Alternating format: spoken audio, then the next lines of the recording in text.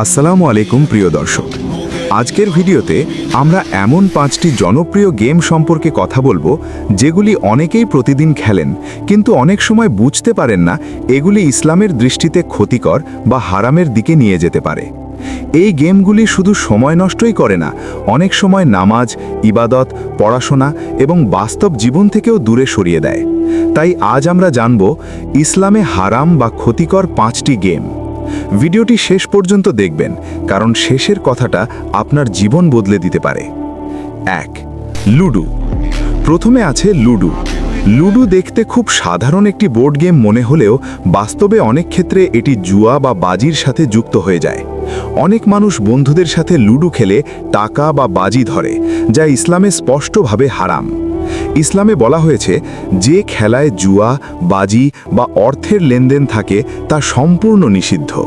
এছাড়া অনেকেই ঘন্টার পর ঘন্টা লুডো খেলতে খেলতে নামাজ পর্যন্ত মিস করে ফেলে, যা একজন মুসলমানের জন্য বড় ক্ষতি। 2. Free fire. এই গেমটি বর্তমানে তরুণদের মধ্যে খুব জনপ্রিয়, কিন্তু এই গেমে রয়েছে হিংসা, মারামারি, গুলি এবং হত্যা করার দৃশ্য। ইসলাম কখনোই অকারণে হিংসা বা হত্যাকে উৎসাহ দেয় না। অনেক তরুণ এই গেমে এতটাই আসক্ত হয়ে যায় যে তারা নামাজ, পড়াশোনা এবং পরিবারের দায়িত্ব ভুলে যায়। এছাড়াও এই গেমে অনেকেই অযথা টাকা খরচ করে স্কিন বা আইটেম কেনার জন্য, যা অপচয় হিসেবে ধরা হয়। 3. GTA 5 grand theft auto. তৃতীয় গেমটি হল GTA 5। এই গেমটি মূলত অপরাধ, চুরি, হত্যা এবং অবৈধ কাজ নিয়ে তৈরি। খেলোয়াড়দেরকে এখানে বিভিন্ন অপরাধমূলক কাজ করতে উৎসাহিত করা হয়, যেমন গাড়ি চুরি, মানুষ হত্যা, পুলিশের সাথে সংঘর্ষ। ইসলাম এমন কাজকে সম্পূর্ণভাবে নিষিদ্ধ করেছে। এই ধরনের গেম মানুষের মনে অপরাধমূলক চিন্তা বা খারাপ প্রভাব ফেলতে পারে। 4. দাবা। চতুর্থ গেমটি হল দাবা। অনেক ইসলামিক আলেমের মতে দাবা খেলাও মাকরুহ বা হারামের কাছাকাছি, বিশেষ করে যখন এটি মানুষের সময় নষ্ট করে এবং ইবাদত থেকে দূরে রাখে।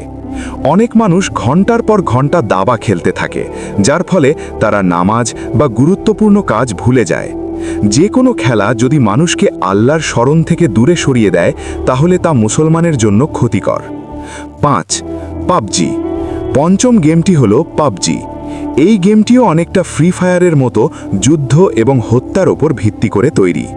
এই গেমের কারণে অনেক তরুণ ভীষণভাবে আসক্ত হয়ে পড়ছে।